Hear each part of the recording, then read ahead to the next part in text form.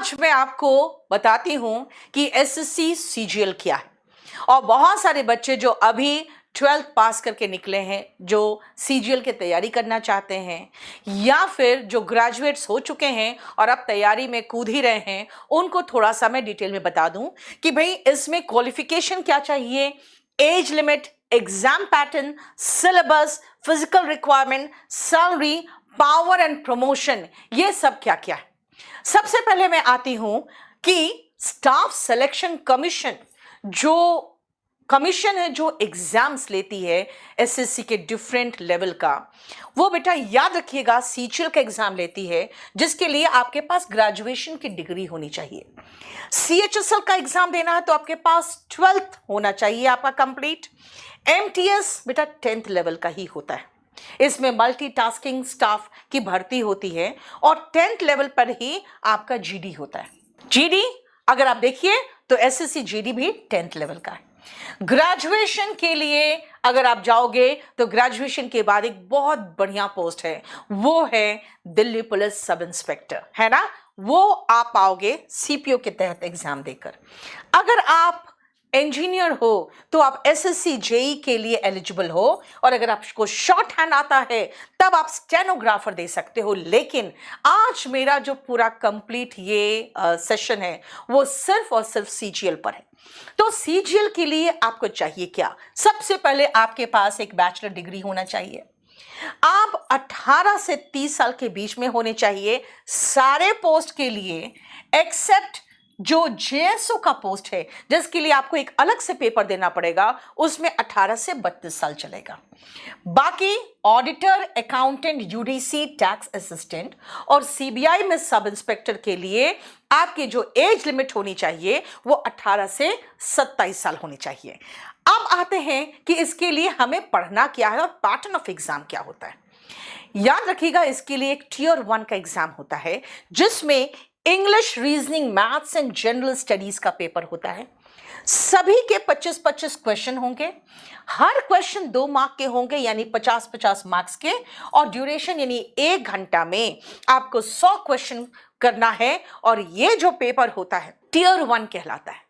Tier 1 paper pass करने के बाद आप एलिजिबल होते हो टियर 2 के लिए, जिसमें याद रखिएगा कि पेपर 1 में section 1 and section 2 and section 3 ये तीनों होता है। पहला जो खुलेगा 1 घंटे के लिए वो मैथ्स एंड रीजनिंग खुलेगा, जो होते हैं 30-30 क्वेश्चन, 60 क्वेश्चन, और हर क्वेश्चन 3 मार्क्स के होते हैं, यानी कुल मिलाकर 180 मार्क्स के वो होते हैं। अब उसके बाद आता है, फिर वो पेपर बंद हो जाएगा 1 घंटे में। फिर खुलेगा आपका सेक्शन 2 और सेक्शन 3। सेक्शन 2 में इंग्लिश लैंग्वेज एंड कॉम्प्रिहेंशन होता है और जनरल अवेयरनेस। बेटा ये भी याद रखिएगा, आपका 45 क्वेश्चन इंग्लिश के होते हैं, जनरल अवेयरनेस 25 क्वेश्चन होते, कुल मिला के ये 70 क्वेश्चन होंगे। अगेन ये सब 3-3 मार्क्स के होंगे और ये कुल मिला के 210 मार्क्स के होंगे, और ये भी 1 घंटे का होता है। 15 मिनट में आपको 20 क्वेश्चन करने हैं कंप्यूटर नॉलेज के, और याद रखिएगा ये अगेन 3 मार्क्स के हैं, यानी 60 का। अब ये सब खत्म हो जाएगा जब, फिर आपको एक ब्रेक मिलेगा और उसके बाद आपका डेटा एंट्री स्पीड टेस्ट होगा, और उसमें आपको ये एक क्वालिफाइंग नेचर का होता है, और कंप्यूटर भी एक क्वालिफाइंग नेचर का ही होता है, यानी इसमें आपको क्वालिफाई करना होता है। ऐसे तो क्वालिफाई सबको करना पड़ेगा, और सारे अब सेक्शनल क्वालिफाई करना आपको जरूरी हो गया है हर सेक्शन में। अब आइए पेपर 2 में, ये बेटा सिर्फ जेएसओ के लिए स्टैटिस्टिक्स का पेपर है, और एक और है स्टैटिस्टिकल इन्वेस्टिगेटर। इन दोनों के लिए आपको एक स्टैटिस्टिक्स का पेपर भी देना पड़ेगा। और पेपर 3 एक है जो है फाइनेंस एंड इकोनॉमिक्स से रिलेटेड पेपर आता है, जो आप एओ कैग में अगर जाना है तो इसके लिए ये है। अदरवाइज बाकी जितने पोस्ट है सबके लिए बस आप यहां तक सेक्शन 3 तक, यानी कि सेशन 2 तक ही ध्यान रखिएगा, जो आपका टियर 2 का पेपर है। पहले इसमें एक टियर 3 भी होता था जो खत्म हो गया। अब टियर 3 का ऐसा कोई भी पेपर नहीं होता।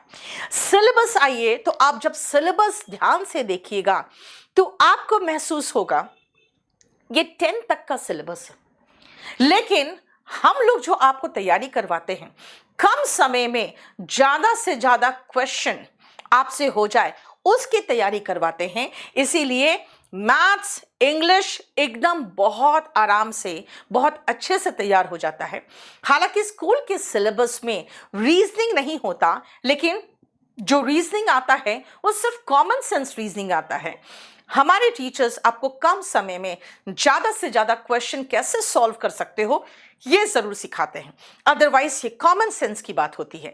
तो ये सारा जो सिलेबस है प्लस जो आपके जनरल स्टडीज़ का सिलेबस है, आप अगर देखोगे तो सेम सिलेबस है जो आप 10th में स्कूल में पढ़ते हो। इसीलिए कोई बहुत रॉकेट साइंस नहीं है और बहुत बढ़िया से बढ़िया पोस्ट आपको मिल जाता है एक प्रतिष्ठित सरकारी नौकरी एसएससी के तहत, लेकिन उसके लिए एक सिस्टमैटिक तरीके से स्मार्ट वर्क करके आपको तैयारी करनी पड़ेगी।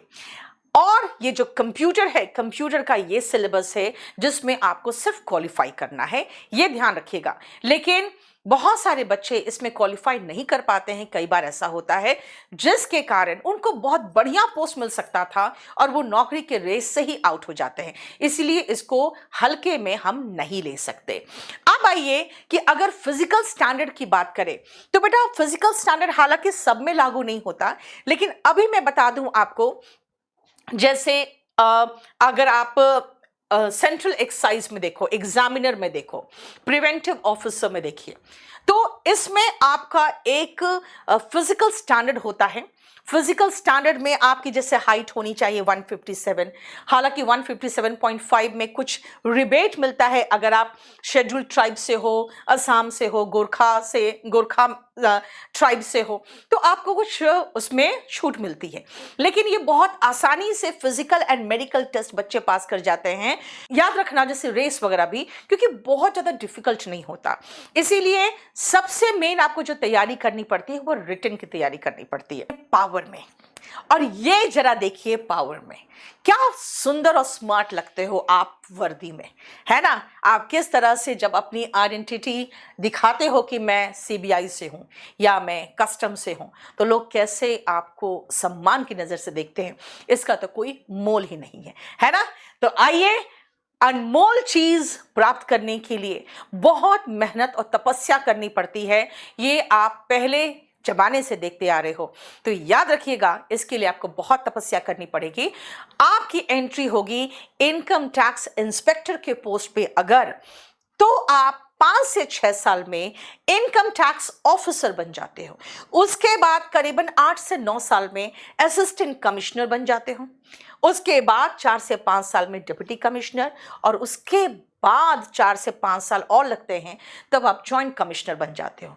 इसलिए याद रखिएगा कि स्काई इज द लिमिट। आपके पास पावर होगा, आपके पास पोस्ट होगा। हाँ, ये जरूर है कि आपके पास जो सम्मान होगा उसका कोई मोल नहीं, वो अनमोल होगा। तो चलिए आज से हम शुरुआत करते हैं कि आपको प्रॉपर तरीके से केडी कैंपस और केडी लाइव आपके इस तपस्या में आपके साथ है। आपकी तैयारी में हमेशा हम तत्पर है। किसी तरह की कोई जानकारी प्राप्त करनी हो तो 9555108888 पे कॉल जरूर करें। Thank you so much.